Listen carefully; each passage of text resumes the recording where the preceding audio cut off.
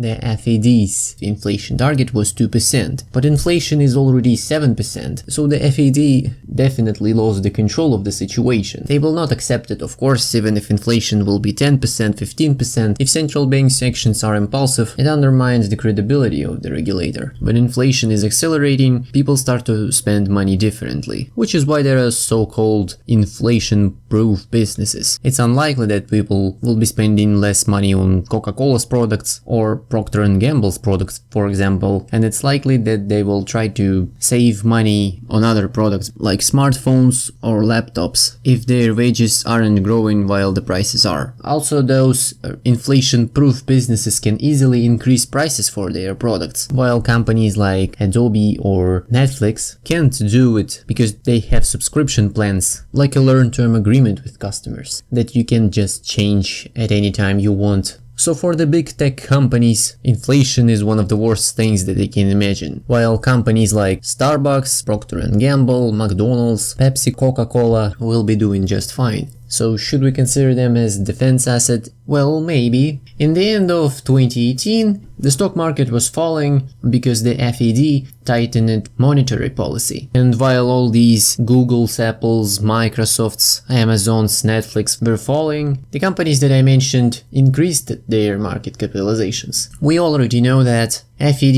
is going to tighten monetary policy again, just like in 2018. Stop quantitative easing, increase the key rate, and start quantitative tightening. They are going to absorb liquidity in order to reduce inflation. But what if very serious measures are needed to bring inflation down to the 2% target? In this case, a ton of liquidity will have to be absorbed. So companies that have a lot of cash on their balance sheets will be in a favorable position. They will simply have money for development, unlike other companies that spend all their money on buybacks. I consider the risks that FED will have to raise the key rate more than they promised as very high. Quantitative tightening is much harder than quantitative easing.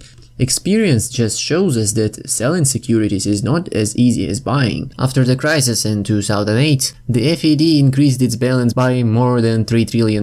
And in 2018, the FED only sold $500 billion. The central bank can buy as much as possible because it creates money out of thin air. And the market doesn't have unlimited money. It can't buy as easy as the central bank does. So quantitative tightening is hard, while increasing the key rate is easy. If the key rate is increased, loans are becoming more expensive to service, and of course it is unprofitable for the absolute majority of companies, and companies with large debts will struggle the most. But some companies can actually benefit from interest rate hike. Mostly those companies are from the financial sector. Brokerages, mortgage companies, and ordinary commercial banks that not only benefit from earning more on issued loans, but it also becomes more profitable for them to put money on a deposit in the central bank. In addition to the financial sector, there are also other companies that will benefit from interest rate hike. Since the key rate affects the returns on safe investments such as government bonds and bank deposits, raising the key rate will increase returns on them, and companies that hold large sums of money in safe investments will benefit from the rate increase. For example, there is a health insurance sector in America.